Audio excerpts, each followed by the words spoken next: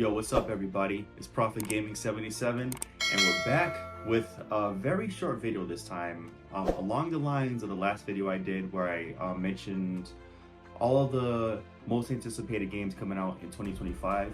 Well, in this video I'm going to tell you my top 3 games of last year, 2024.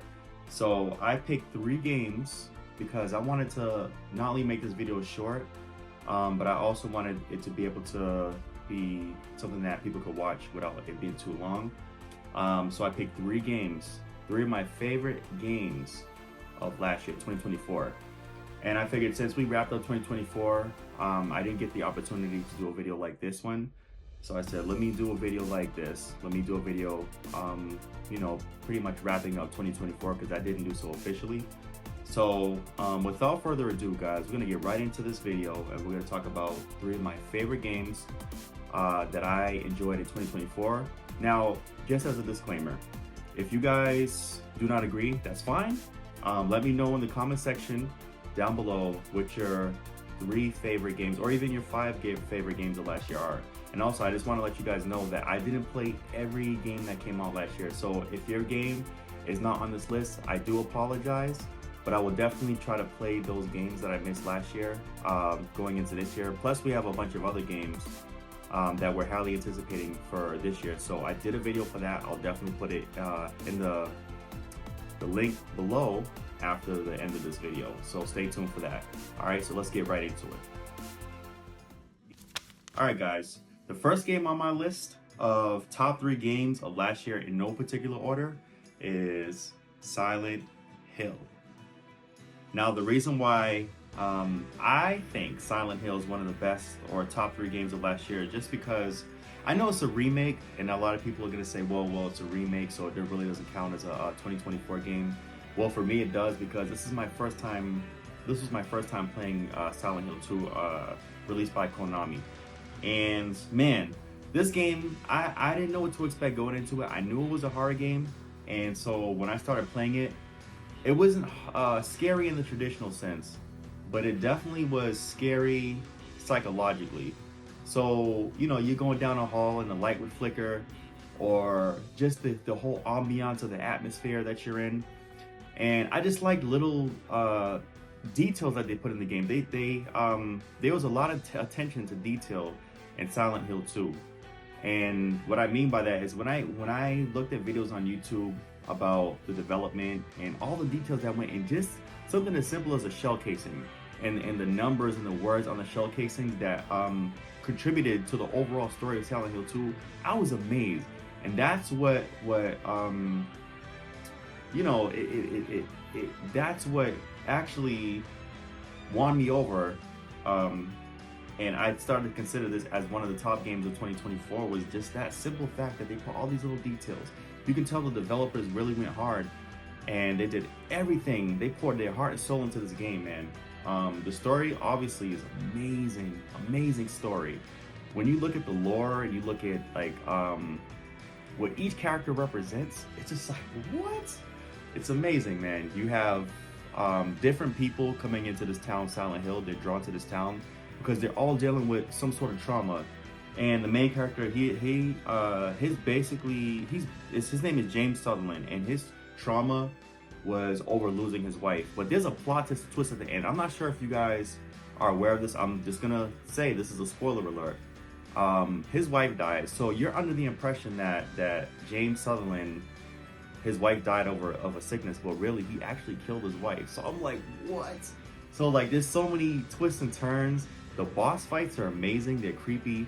The boss fights are unique. Like I said before, man, this is one of the games where, you play this game, it's unique. It sets itself apart from what we're used to, like the Souls-like, the RPGs. This is not even your traditional horror game. Like, Silent Hill 2 is not your traditional horror game. It's unique. It sets itself apart. It's like its own subgenre in the horror genre. So it's amazing. So I definitely recommend that you guys go out and play this game, man. The atmosphere is amazing. The storytelling is amazing. The characters are amazing. They all have their own stories, and you get invested in these characters too. You get curious about them. you want to know more about James's wife and Eddie, the big kid that you see all throughout the story. Then you see the little girl who's not really affected by Silent Hill to the fact that she doesn't yet have any traumas. So it's pretty interesting how everyone has a different experience in Silent Hill.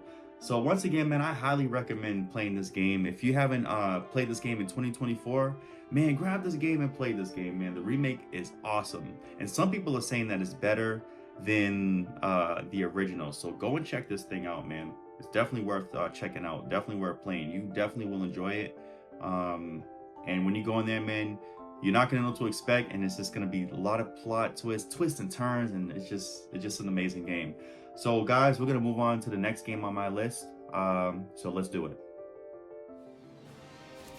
All right, guys. So the next game on my list, this is number 2, Final Fantasy VII Rebirth. Now, this game does not get as much recognition as it deserves. When this game came out, I was super hyped because, number one, this game, I believe it came out originally in 1995, so this again is a remake, or yeah, it's a remake. And man, playing that game, man, that game was so good. It's an RPG, but it's one of my favorite games of all time growing up, man, and it still is. And when they released Final Fantasy VII Remake, I was like, wow, this game is so good. I don't know what took me so long to play, because it originally came out on PS4, and then when I got the PS5, I got the Final Fantasy VII Remake on PS5. I played it, and I was amazed by it. I mean, it wasn't a perfect game. What I didn't like about it was the side missions were not that great. But in Final Fantasy VII Rebirth, man, they have some pretty good side missions, so they definitely refined that in this game. And you get to do, one of my favorite things to do in this game is to play this card game called Queen's Blood. So it's basically a game within a game, and you can play these card games against different opponents all throughout the whole Final Fantasy VII land, and it's so addicting. Like, honestly, if you're not careful, you can get yourself you can lose hours playing Queen's Blood instead of focusing on the main story. So it's like, honestly, these guys, Square Enix, they have a real opportunity on their hands. They can really take Queen's Blood and turn it into its own thing outside of Final Fantasy VII. They can make a game based on Queen's Blood, and it could be like co-op, or it could be an online experience that would be so amazing. So many people would be hooked on that. It's incredible. But yeah, man, this game has this game called Queen's Blood. It's an open world as well as it is linear, so you can spend time exploring, finding new items, fighting different enemies, acquiring just different things, different items, as I said before. And it's fun, man. It's a fun game. It's a long game, but it's a pretty fun game. The story follows Claude Strife and his gang, and they're trying to find Sephiroth, who's the cause of all the things that are going on in the story, and Shenra, who's also behind the Mako explosion in the first game.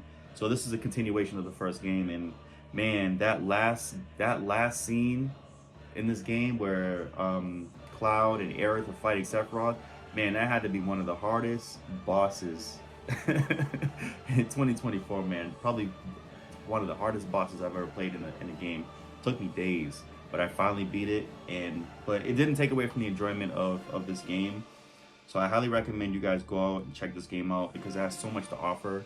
It's got a linear story as well as open worlds, and you can spend time exploring. You can play Queen's Blood.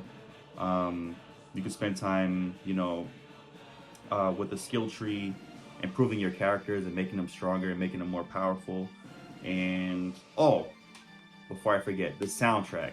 The soundtrack of this game is awesome.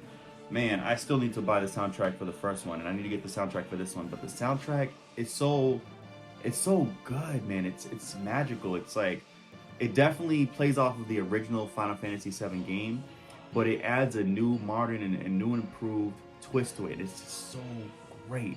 And when you get into these fight scenes, man, oh man, it's so epic. And there's parts where it's just ethereal, and it just puts you in like a trance, and it's just great, man.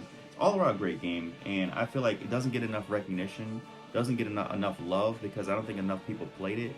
But man, if you haven't played it and you're considering buying this game, definitely buy this game. I'm sure that the price went down already, but this is one of those games of 2024 that was one of my favorite.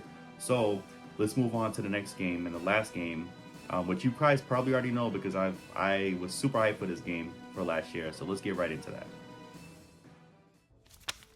All right, guys, my final game, as you probably can already guess, that was one of my favorite top 3 games in 2024 is Black Myth: Wukong. Now, this game, my goodness, what's there to say about it other than that this is an amazing game.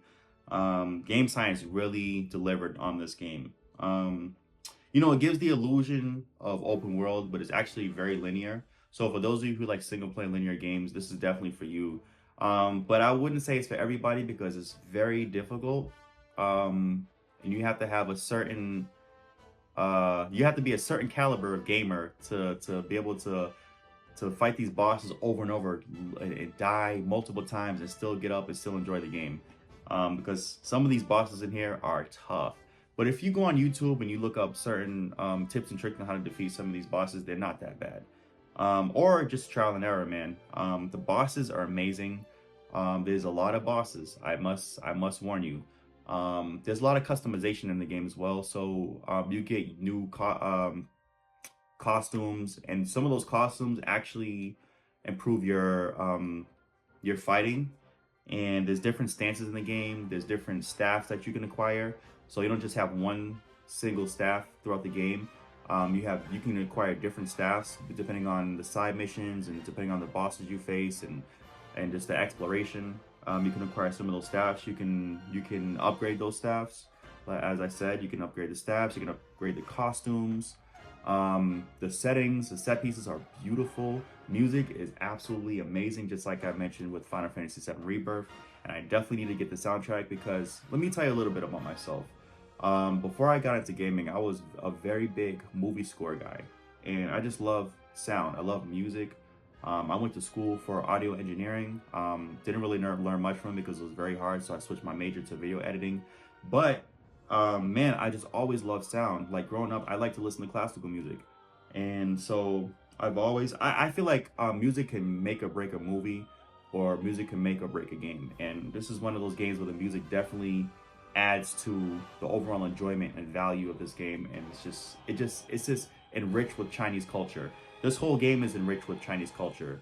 If you don't know already, this game is actually based on Journey to the West, so it's like a continuation of Journey to the West, and it's based on Sun Wukong, the Monkey King, and he has to find these 5 relics to become as powerful as Sun Wukong and defeat the gods that destroyed or just killed Sun Wukong and almost leveled his mountain. So it's like a revenge tale, and it's just so fun. If you don't understand the lore, you could get confused, but it doesn't take away from the enjoyment of the game because going into the game, I knew nothing about Journey to the West other than that it was a very popular myth or mythology in Chinese culture. So man, it's you know the thing about this game is it's definitely a breath of fresh air. It's something different. It's we get to explore other cultures in gaming, and that's a beautiful thing. And we need more games like this, man. We need more games where we can explore other cultures and things that are different from us, you know? And I really enjoyed it, you know? I know there was a lot of flack. They caught a lot of flack about it being too sexist and that there was not enough female characters. But when you play the game, there's plenty of strong female characters in this game. So I'm like, what are they talking about? And I think that's what held it back from getting Game of the Year. But in my opinion, this was Game of the Year for 2024. And man, I can just keep talking about this over and over. But man, incredible game. My top game of 2024. So if you don't play any of these games on this list, please do yourself a favor and play this one because it's a load of fun. It's very difficult and it's a high learning curve. But if you can get past that and just come into this game and just have some fun, you will. So these are my top 3 games for 2024. Hope you guys enjoyed this. Once again, I'm going to put in the bottom of the screen at the end of this video my most anticipated games for next year, and so I hope you guys check that out because there's a lot of games coming out this year that I'm highly anticipating, and some of them have the potential to be Game of the Year. and I'm sure you guys already know what some of those games are. I'll mention one, Grand Theft Auto 6, if they execute it right. But I also want to see some other contenders too, not just Grand Theft Auto 6. I feel like the conversation on the internet regarding gaming is Grand Theft Auto 6. But I definitely want to keep my mind open and keep broaden my horizons and you know, keep myself open to other games that are coming out also. So definitely check that video out. Thank you guys for tuning into this video. And if you're new to the channel, man, definitely hit that subscribe button and hit the like and share with your friends, guys. All right, we out of here. Peace.